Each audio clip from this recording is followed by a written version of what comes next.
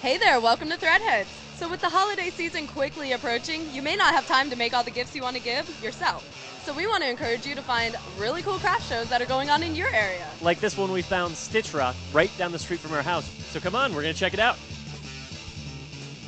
Welcome, Threadheads. This is Rock the Stitch. We are at Old School Square in Delray Beach, Florida. My inspiration behind it was we had nothing like this anywhere down here. So I said, you know what? Why can't we do it here? Chicago does it, Brooklyn does it. So I just said, I'll try. Christmas is right around the corner, really, if you think about it. And I don't know, there's something so much more warm about stuff that's handmade as opposed to, commercials. Love. You're buying love. I like taking something used and giving, new life, making it into something different that you wouldn't think of. There's too much stuff in the world, and if there's already these cool things there, we don't need to make more stuff or buy things from big companies. We need to recycle what's already here and wonderful. It's so cool. My name is Adrianne Ruffin. My clothing line is the same name. It's all revamped vintage, made of lingerie pieces, vintage dresses, and rock and roll t-shirts. Hi, my name is Adrianne. I'm from Tuffbetty Bags. I'm a huge fan of Threadbangers, so this is really cool. This is a project that I learned from Threadbangers. I had a bunch of girls over, made a bunch of screens. Thanks, Threadbangers. Rock on! Now you may be asking yourself, why the hell are they talking about the holidays already? Well, there's so many great indie craft events going on in the next few months that we don't want you to miss. The ones we know about are listed on the forum calendar, so go take a look and support your local DIY community. So do you know of a cool event going on in your area? Head over to the Threadbanger forums and add them to the calendar. Stick around, we'll be right back. Don't worry, there's still time to order your costume, as long as you go to Moon Costumes. They have over 14,000 Halloween costumes, masks, wigs, and party supplies in stock and at the lowest prices, guaranteed. MoonCostumes.com. Use the coupon code VIDE099 for up to 10% off. Don't you dare go anywhere else. My name is Kate McFaul from KateMcFaulDesigns.com.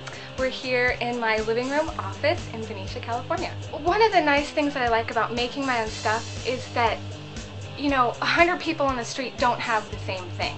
I get comments all the time when I'm wearing one of my pieces or when I have one of my bags, and it's such an amazing sense of accomplishment when some stranger comes up to you and says, hey, I really like your bag, and you say, well, I made it.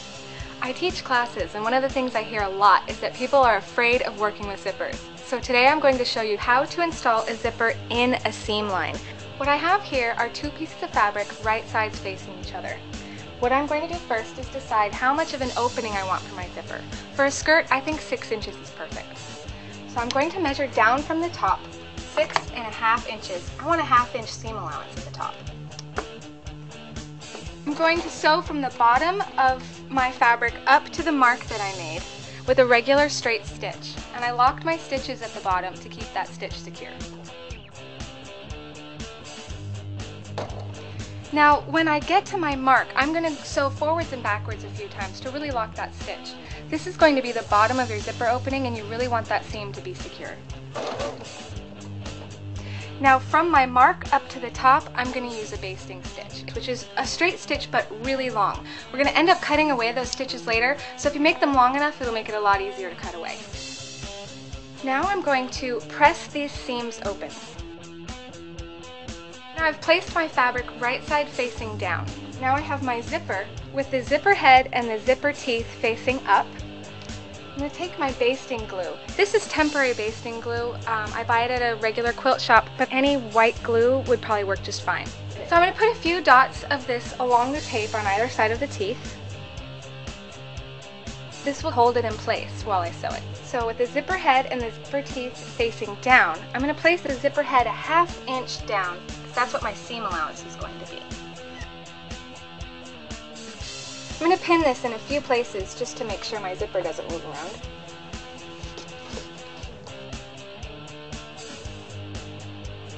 So now I'm going to sew 1/4 inch down this seam line. I'm going to go across the zipper teeth and then back up 1/4 inch away from that seam line. Now be careful when sewing across the zipper teeth. Go slow on your machine so you don't break your needle.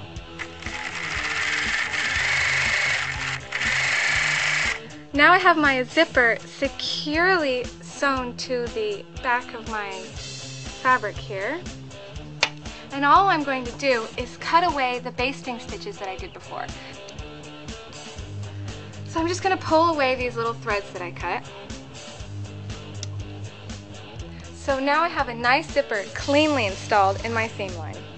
On the forums, Lady Jane was saying how she puts elastic on the top of all of her skirts, and I was telling her, it's so easy, it's so easy. She's like, no, I can't work with zippers. So now, Lady Jane, you can see how easy it is.